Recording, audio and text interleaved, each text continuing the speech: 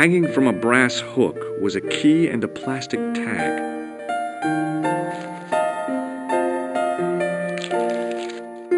Excusez-moi, monsieur. What? You are trying to steal that key, no? No way. It was the register of guests staying at the hotel. There was no one registered under the name of Khan. If the killer was staying here, he'd used a different pseudonym. The clerk wore a disdainful expression, like he'd been born with it.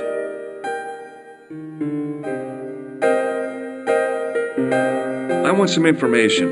Who are you, the police? I'm conducting a private investigation. Ah, I know only too well what you mean. That is one of the drawbacks of the catering business. When people book into an hotel, they leave their morals at home, no? I'm looking for a man who dresses like a clown. This is a highly respectable hotel, monsieur. There are no clowns here. If you say so. Do you know a man named Plantar? No, monsieur. About the key hanging on the hook over there. Oui, monsieur. Which room is it for? Number 21. Is that room taken? No. The guests checked out this morning. I'd like to check into room 21.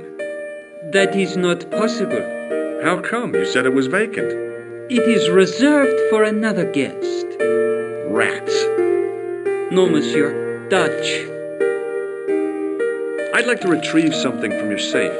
Ah, oui, monsieur. May I see some form of identification? Like what? A driving license, perhaps? I don't drive. Your passport? I don't have it with me. I could show you my operation scar. I'm sorry, monsieur. I must have some form of unique ID. You won't find a more unique ID than my scar. I'm sorry.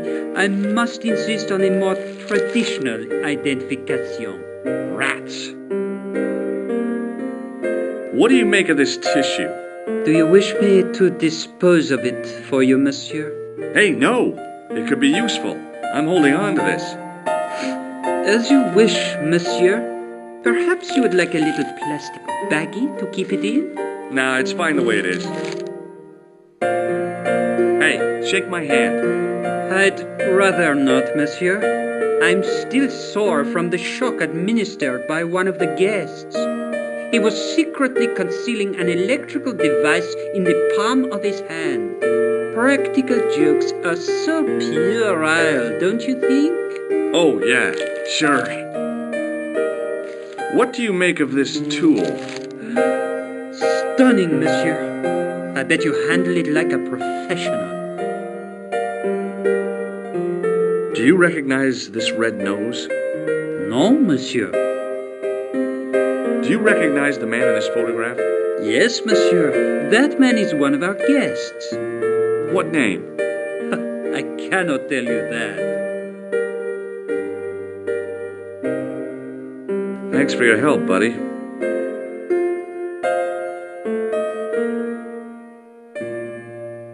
It was a magnificent old Steinway piano.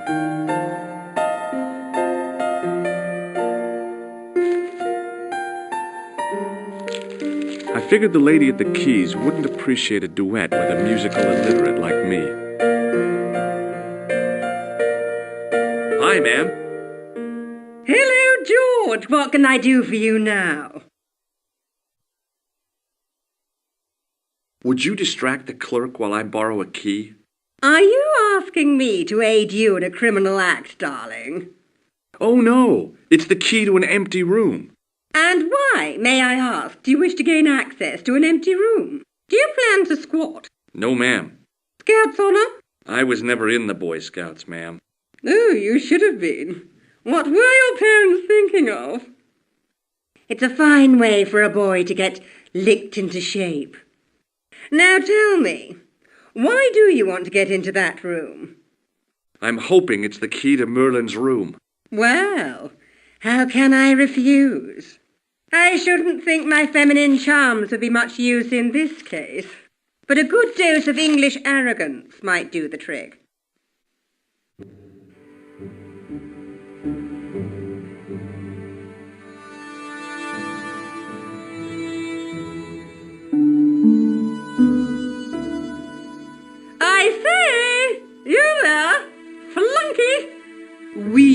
madame. Listen carefully. You do understand English, don't you? But of course, madame. Good. I wish to deposit some jewellery for safekeeping. I understand. Are you quite certain? Oh, bien sûr, madame.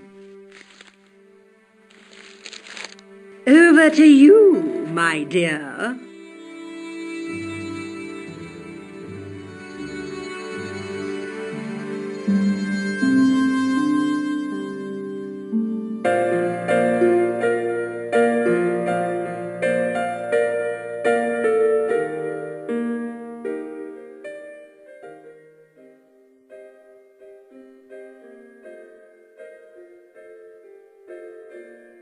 The sign on the door read 22.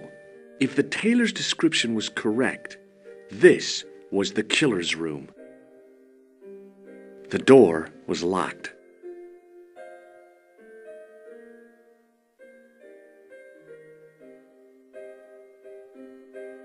The sign on the door read 21.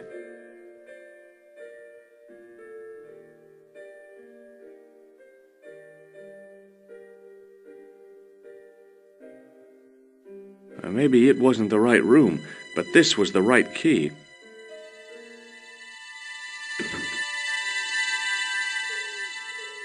It was a massive mahogany wardrobe.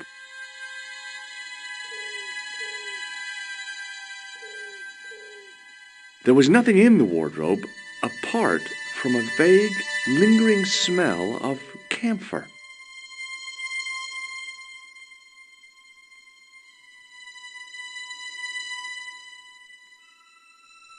A cabinet stood beside the bed.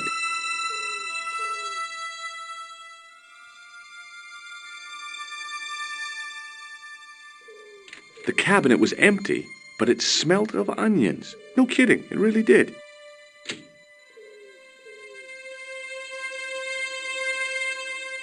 The window looked out over a narrow alley surrounded by high walls.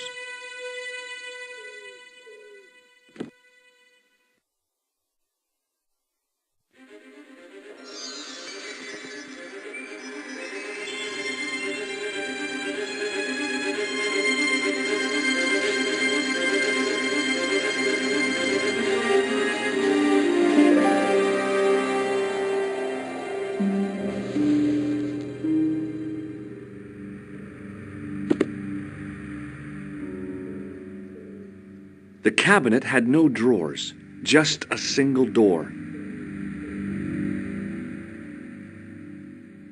The assassin had been too smart to leave incriminating evidence beside his bed. The bed was several times larger than the narrow cot I'd been given at the place I was staying.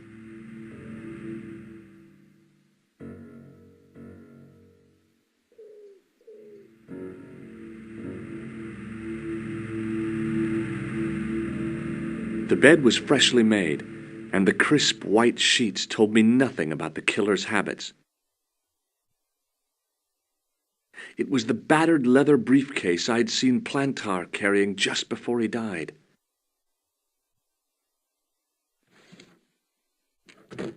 I searched the interior of the briefcase, but as I'd half expected, it was empty.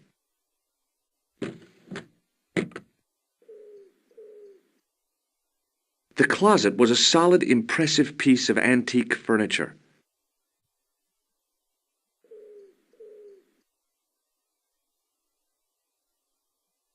The pants were newly laundered and pressed with immaculate creases. There was nothing in the pockets of the pants.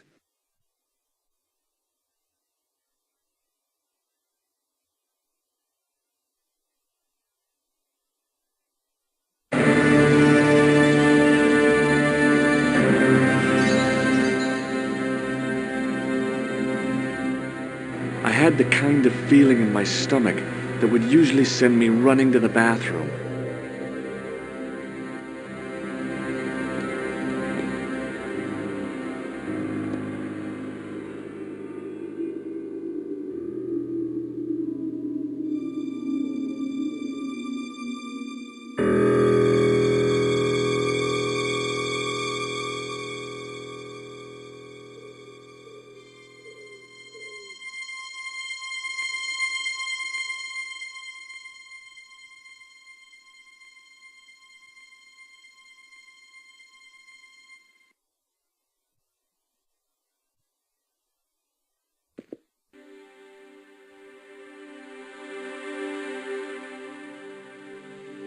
The pants matched the jacket which the killer had lost in Paris.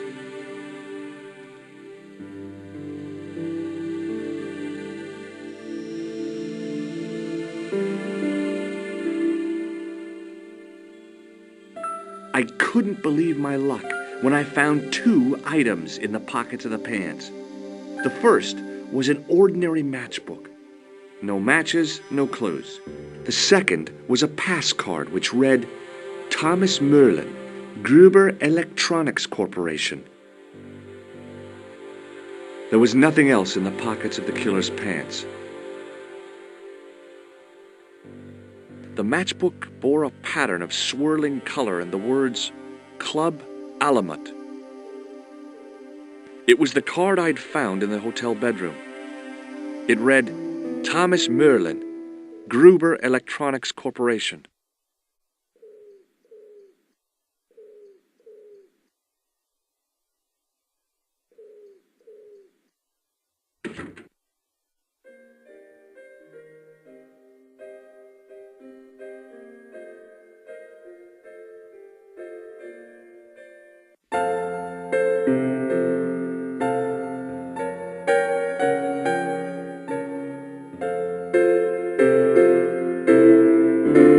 Hi, ma'am. Hello, George. What can I do for you now? I got the key. Thanks for your help, ma'am. I found this matchbook in Merlin's bedroom. It came from the Club Alamut. It might be useful to find out if that club is in Paris, George. I found this pass in Merlin's room. So, that deceitful little man is passing himself off as an electrician, is he? Uh-huh. This guy probably has 1,000,000 faces. Do you want this key? No, thank you, darling. I have to go, ma'am.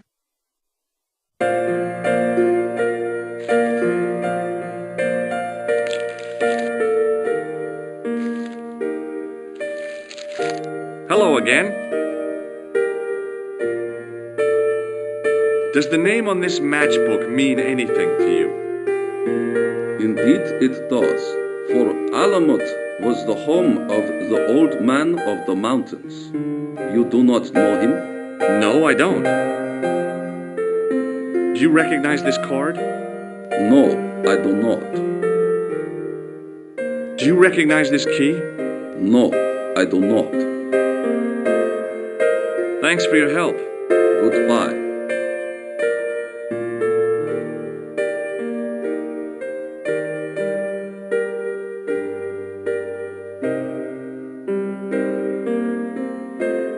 What now, monsieur? Does this matchbook mean anything to you? No, monsieur. Do you recognize this key? That is the property of the Hotel Ubu. Correct. May I ask how it found its way from the little book to your pocket? Would you believe it was put there by a poltergeist? No, monsieur. The hotel is regularly serviced by an exorcist. If we had a ghost, Father Fécond would have flushed it out. I suppose you want the key back. Not spécialement. The room is vacant. Since you are so determined to conduct your little investigation, I won't stop you. Does this pass mean anything to you? That is Monsieur Merlin's property. That's right. Merlin the murderer.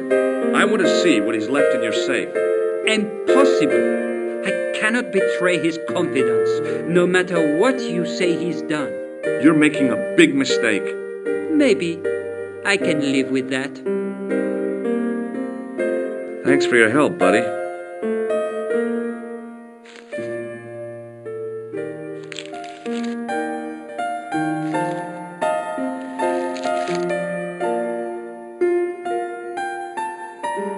Hi, ma'am. Hello, George. What can I do for you now?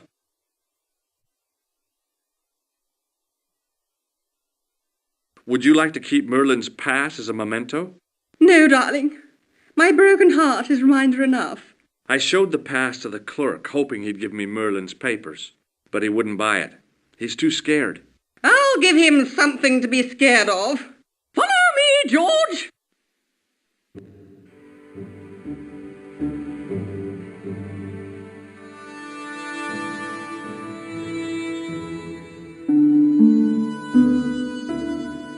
Did you place a package from Merlin in the hotel safe?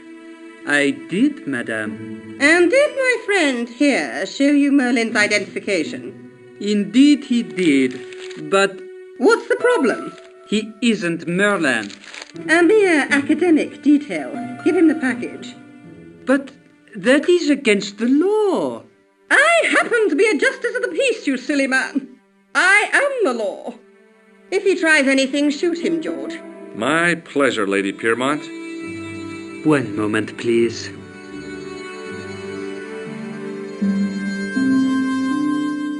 You know, I haven't enjoyed myself this much since Greenham Common. I don't know what I would have done without you, Lady Piermont. Voilà, monsieur. Le manuscrit de Monsieur Merlin. Thanks. How satisfying. An Anglo-American alliance that actually worked. The clerk had given me a tightly rolled sheet of parchment. I decided not to unroll it until I was safely back in Nico's apartment. It was the ancient manuscript which Khan had stolen from Plantow.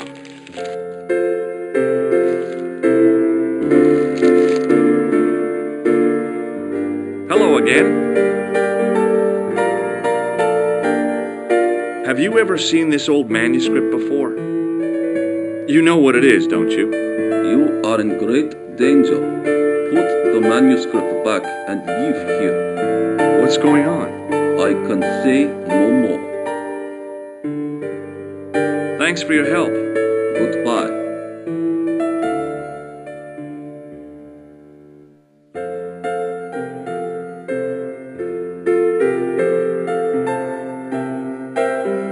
Hi, ma'am. Hello, George. What can I do for you now? This is what Merlin was so keen to hide. Really? Well, that fuss for a sample of wallpaper. It's some kind of manuscript, and it looks to be very old. If I was you, I'd keep it well out of sight until you're clear of this place. That's exactly what I was thinking. I could roll it up and put it down my pants. No, that wouldn't do at all.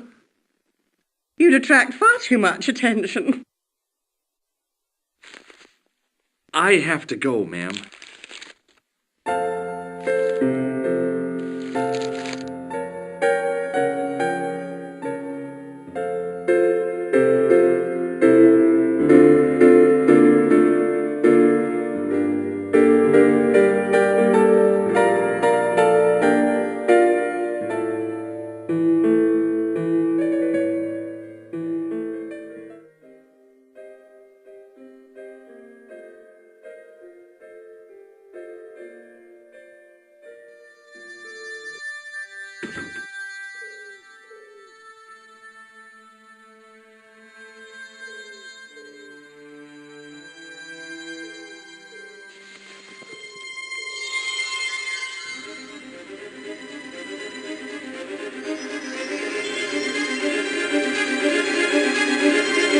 I knew this was no way to treat an ancient manuscript, but I couldn't let it fall into the hands of the goons waiting outside.